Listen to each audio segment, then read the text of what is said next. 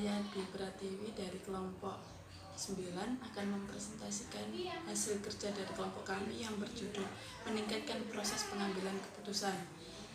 Kami dari kelompok 9 yang beranggotakan Rina Fabrianti, Yuritno, Wirawan, dan Ainul.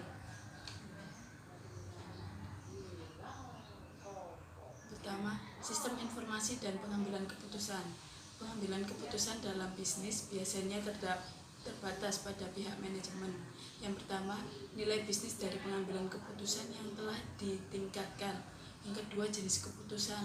Yang ketiga, proses pengambilan keputusan. Yang keempat, manajer dan pengambilan keputusan dalam dunia nyata. Yang kelima, pengambilan keputusan dalam dunia nyata. Sistem untuk mendukung keputusan. Ada 5 jenis sistem untuk mendukung keputusan yang berbeda jenis dan tingkat yang lebih dijelaskan, yaitu yang pertama, sistem informasi manajemen. Yang kedua, sistem pendukung keputusan. Yang ketiga, nilai bisnis DSS. Yang keempat, visualisasi data dan sistem informasi geografis atau GIS. Yang kelima, sistem pendukung keputusan pelanggan berbasis web. Akan melanjutkan presentasi dari dua materi. Sistem manajemen eksklusif atau ISS adalah sistem yang memberikan informasi dari luar dan rangkuman tingkat tinggi tentang kinerja perusahaan kepada manajer senior yang harus mengambil keputusan yang kebanyakan tidak terstruktur. Peran ISS dalam perusahaan. ISS mempunyai kemampuan untuk menelusuri berpindah dari bagian data rangkuman ke tingkatan perincian yang semakin rendah. Nilai bisnis ISS. Sebagian besar nilai bisnis dari ISS ditemukan pada fleksibilitasnya dan kemampuan untuk menganalisis, membandingkan, dan menyoroti.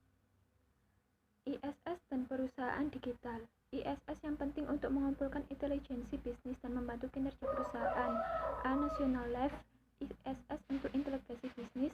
B. Bonita by Property dan Pharmaceutical Corporation membantu kinerja perusahaan dengan dashboard digital dan sistem balance scorecard. C. Caesar Entertainment, analisis kinerja keseluruhan perusahaan. Presentasi selanjutnya akan dilanjutkan oleh Wahyu Retno. Sistem pendukung keputusan kelompok atau GDSS. Apakah GDSS itu? GDSS adalah sistem interaktif berbasis komputer yang digunakan untuk memfasilitasi penyelesaian masalah yang tidak terstruktur oleh kelompok pengambilan keputusan yang bekerja sama sebagai satu kelompok. Komponen dari GDSS. Peranti lunak GDSS awalnya dikembangkan untuk rapat-rapat yang semua pesertanya berada di ruangan yang sama, tetapi sekarang juga dapat digunakan untuk rapat jaringan yang para pesertanya tersebar di beberapa lokasi. Peranti lunak GDSS yang spesifik mencakup hal sebagai berikut. Yang pertama ada kuesioner elektronik, yang kedua perangkat brainstorming elektronik, yang ketiga perangkat kuesioner, yang keempat perangkat pemungutan suara atau penentuan prioritas, yang kelima ada perangkat identifikasi dan analisis pihak yang berkepentingan, yang keenam ada perangkat pembentukan kebijakan, dan yang terakhir ada kamus kelompok. Gambaran umum pertemuan GDSS. Dalam sebuah rapat elektronik GDSS, setiap peserta dilengkapi dengan workstation. Workstation tersebut terhubung ke jaringan, ke workstation fasilitator, dan ke service file untuk rapat. Semua data yang diberikan para peserta dari workstation mereka kepada kelompok dikumpulkan dan disimpan dalam server file. Nilai bisnis GDSS. Dengan peranti lunak GDSS, penelitian menunjukkan bahwa jumlah peserta rapat dapat meningkat, sementara produktivitas juga meningkat. Peranti lunak GDSS mengikuti metode terstruktur dalam mengelola dan mengevaluasi ide serta menyimpan hasil rapat. Rangkaian aktivitas dan perangkat pendukung kolaborasi yang digunakan dalam sebuah sistem rapat elektronik memfasilitasi komunikasi peserta dan menghasilkan rekaman lengkap dari rapat tersebut. Karakteristik penting dari GDSS adalah sebagai berikut.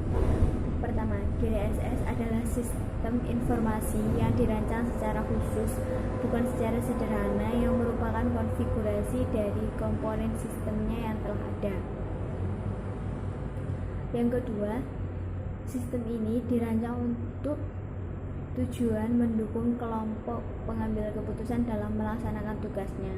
Yang ketiga, GDSS mudah untuk dipelajari dan digunakan. Sistem ini mengakomodasi pengguna dengan berbagai tingkatan pengetahuan komputerisasi. Yang keempat, GDSS dapat dirancang untuk satu tipe masalah atau untuk beragam tingkatan kelompok organisasi keputusan. Yang kelima, GDSS dirancang untuk mendorong aktivitas-aktivitas seperti penghasilan ide, penyelesaian konflik, dan pemberian pendapat yang menggunakan teknologinya. Sekian presentasi dari kami kelompok 9. Kurang lebihnya kami mohon maaf. Wassalamualaikum warahmatullahi wabarakatuh.